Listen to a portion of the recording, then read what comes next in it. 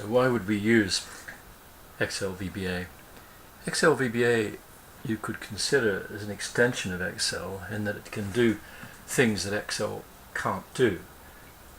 It's a very powerful language indeed, and quite underestimated a little. But let me just show you an example of how you would modify the behavior of Excel. We know how to use a lookup function. Just to revise that, what we're doing is we're looking down here for the value of Joe in this table here, and finding the value which corresponds to it, which is 20. That's the function of VLOOKUP. So that that's the standard notation for VLOOKUP, and that you're looking for Joe and then the range in which you're looking, which is the blue area at the moment. Now the interesting bit is the 2 here, which means it's actually the second column that you're looking in. And finally you have false, which means you're looking for an exact match.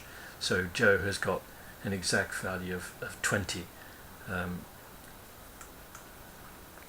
Now there is a problem, and that is that VLOOKUP can't work backwards. Well, maybe I could just try and modify things so that it will try and make it work backwards. What I mean is this: if I'll just move this across for the moment, and this can go here, and then okay, it looks like there's a problem with my range here, so I'll just extend that. Now, so that you could say was the normal function of VLOOKUP, and that you're looking down here for Joe, but you're trying to find something over here. Now you're trying to go backwards. Well, it can't be done with VLOOKUP. We could give it a try. We could put in here -2, and you could try doing it. Let's see. No, it doesn't work. So what we can do is to write our own version of VLOOKUP and modify the behavior of Excel using VBA. And this is what I've actually done down here. So if I click into here, and I put this function here which is called my VLOOKUP, which I've written in VBA, and you can see that it works. That's the area, and we've used the actual value of -2, means going backwards. And I can hear people saying, well, I can do this another way. I can use index match, and yes, you can. It's a bit of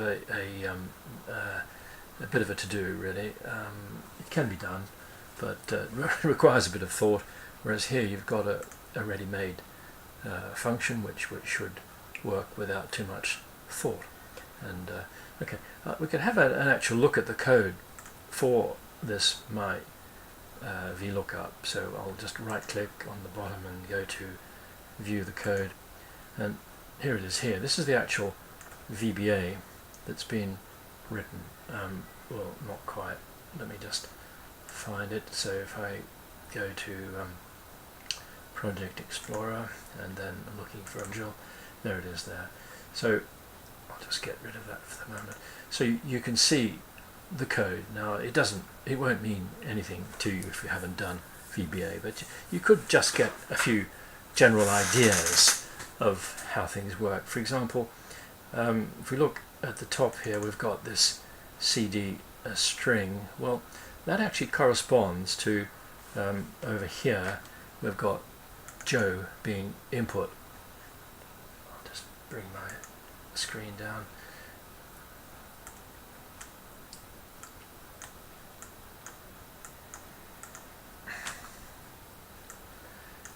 And you've got the range here which corresponds to the range in here, and so on. So these are more or less input into the function from the user. We call this a user-defined function. then you might look at things like, oh, well, this is the count of the number of cells, which in fact is just 3. So you're saying go from I equals 1 to 3.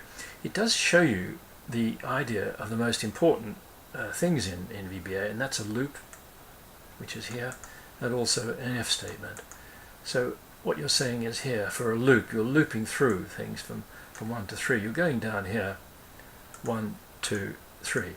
And as you go down, you have an if statement here, and it says, well, if this value is the value that you're looking for, which is the Joe, then what you should do is consider the value to the very left of that.